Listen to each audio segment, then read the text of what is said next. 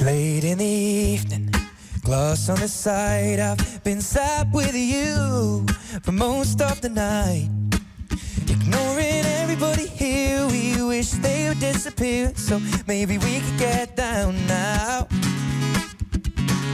I don't wanna know if you're getting ahead of the program. I want you to be my lady and to hold your body close. Take another step into the no man's land for the longest time, lady. I need you, darling, come on, set the tone. If you feel the fool, then won't you let me know? Oh, oh. If you love me, come on, get involved. Feel it rushing through you from your head to toe. Oh.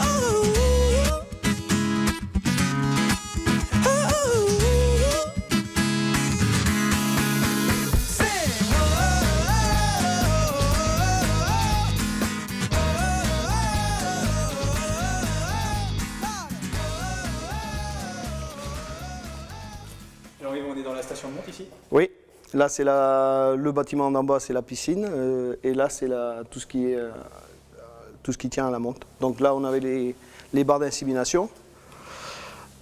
Donc en ce moment c'est pas la période, donc c'est les barres d'insémination, les box de poulinage. Après à côté nous avons le labo. Le labo qui se tient par là, qui est fermé à clé. La patronne a déjà fait son travail. Le patron a déjà fait son travail. Juste pas ton stylo, s'il te plaît.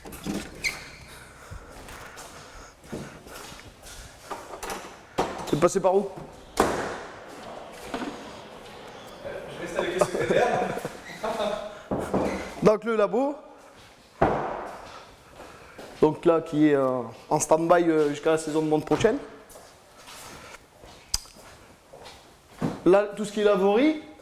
Là c'est la pièce pour laquelle on se sert pour remplir tout ce qui est vagin et tout ça.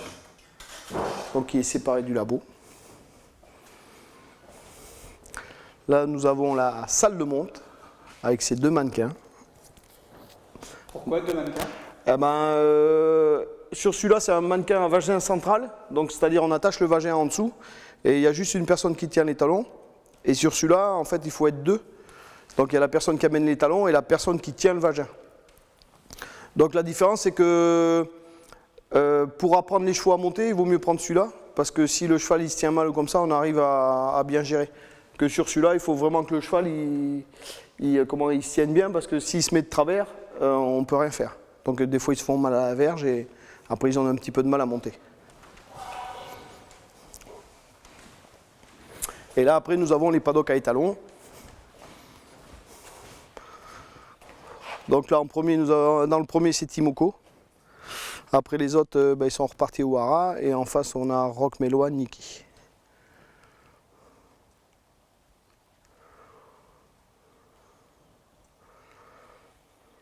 Est-ce qu'il arrive qu'un cheval n'y arrive pas justement sur le mannequin? Est-ce qu'un cheval ressent qu'il monte un mannequin ou est-ce qu'il semble bluffé? Est-ce qu'il pense qu'il... Au départ, souvent on les habitue la première fois à monter sur une jument, tout en les prélevant dans un vagin artificiel. Souvent au début on les fait monter sur une jument et après petit à petit on met la jument sur le côté, on met la jument en face et au bout de ça dépend des étalons, hein, et on les habitue gentiment. En fait il faut vraiment les habituer tranquillement, il ne faut pas les paniquer. Il faut y aller gentiment. S'ils n'y arrivent pas, il faut leur dire c'est pas grave, on fera ça demain, mais il faut pas les forcer. Le problème c'est si on les force, après ils prennent ça comme une contrainte et ils appréhendent, ils sont pas bien. Alors que c'est que du plaisir. C'est que du plaisir, oui, et puis bon, c'est des mannequins, hein. Nous on n'a pas la chance tous les jours de monter sur des mannequins.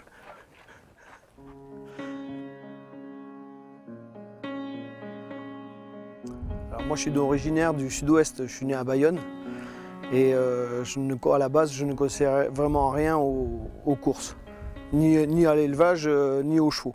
J'avais juste un grand-père qui était agriculteur dans le Pays Basque. Et donc tu es arrivé ici par quel biais? J'ai commencé gentiment, j'ai commencé à aller à l'école de l'Adjockey de Mont-de-Marsan. Et bon, mais pour disons une personne qui de l'extérieur, c'était quand même compliqué d'avoir une bonne écurie, de rentrer dans une bonne écurie de course, surtout dans le sud-ouest, et d'avoir ses chances pour la compétition. Donc j'ai couru un petit peu.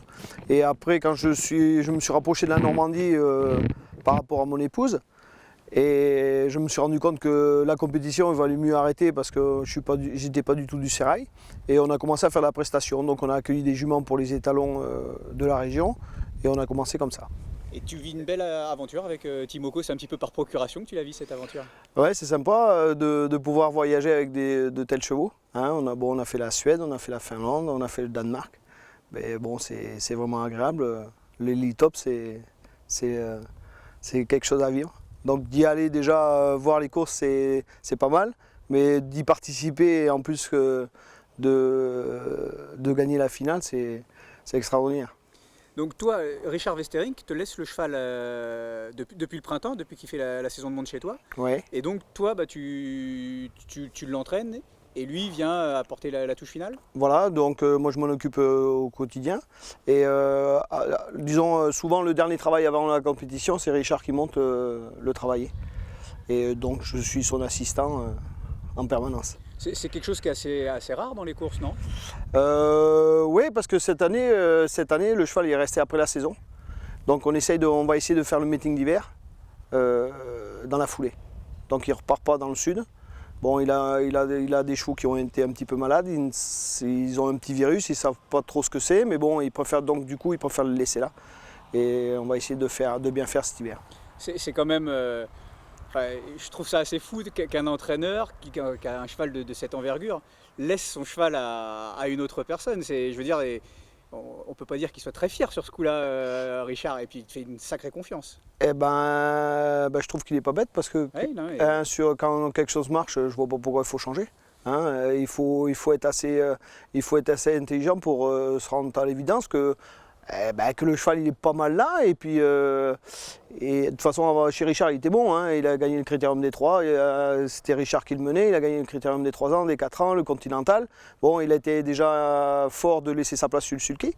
Oui, hein, oui. Et puis, il est encore plus fort parce qu'il se rend compte que le cheval est bien là et on va essayer de faire un meeting. C'est ça que je voulais mettre en avant, c'est le fait qu'il délègue beaucoup de choses. De la part d'un entraîneur, de nos jours, c'est pas commun, quoi.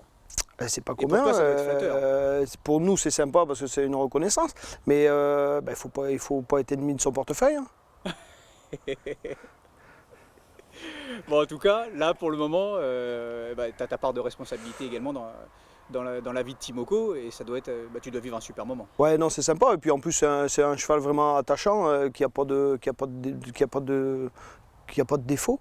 Il est gentil, il voyage bien, il fait tout ce qu'on lui demande. Il est vraiment pas compliqué. Est-ce qu'on peut également parler du rôle de ta femme? Elle me seconde dans tout ce qui est paperasse, je m'en occupe pas du tout. Hein, donc tout ce qui est gestion et tout ça, c'est sa partie à elle. On dit que derrière la réussite d'un homme se cache une femme. Est-ce que c'est également le cas chez les Lérités? De toute façon, pour avoir une entreprise comme la nôtre, il vaut mieux être deux. Hein. Donc moi, c'est la partie, disons, pratique, elle, c'est la partie, tout ce qui est administratif. Et chacun a confiance en l'autre, donc c'est quand même plus facile.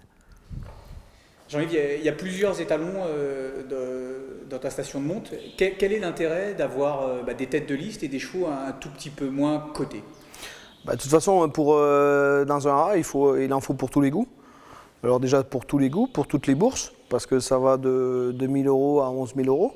Et il faut avoir un maximum de choix à proposer aux éleveurs.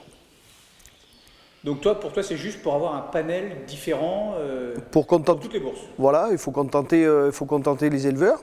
Donc il y en a qui vont venir à Timoko, il y en a d'autres qui vont venir à New Zealand, il y en a d'autres. Donc il en faut pour tous les goûts. Tu les sélectionnes comment ces étalons? On les sélectionne. Pour moi, un cheval qui rentre à la maison, il faut qu'il fasse un maximum de juments. Donc par rapport à la carrière de course, par rapport au papier, on sait à peu près s'ils vont bien travailler ou pas. Donc j'essaie de rentrer des chevaux qui vont bien travailler les premières années. Et une fois qu'ils ont bien travaillé les premières années, après les dés sont jetés et on sait si les chevaux reproduisent ou pas. Au bout de 4 ans, on sait si le cheval commence à produire ou pas. Est-ce que c'est toi qui vas démarcher les propriétaires de ces chevaux-là ou est-ce qu'on te les amène?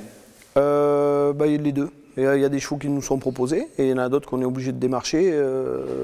Il y a un petit peu, c'est les deux cas se présentent. De ton fils qui est maintenant lancé dans la profession, quel regard tu portes justement sur son parcours? C'est toujours agréable d'avoir un gamin qui fait le même métier que ses parents. Et donc lui, pour l'instant, il est plus axé sur la compétition, ce qui est normal parce qu'il est jeune.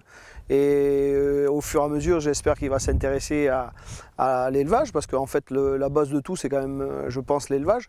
Et que plus tard, quand il sera, disons, à un âge un petit peu plus mûr, qu'il puisse reprendre un petit peu l'activité ARA en développant l'activité course pour lui, quoi.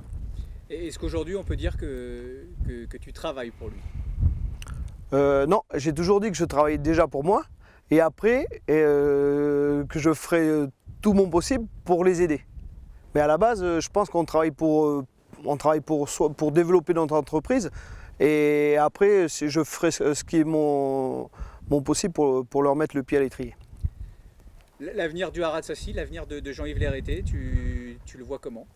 Je le vois, disons, qu'on continue ce qu'on a commencé, que ça dure encore une dizaine d'années, puis ça sera pas mal.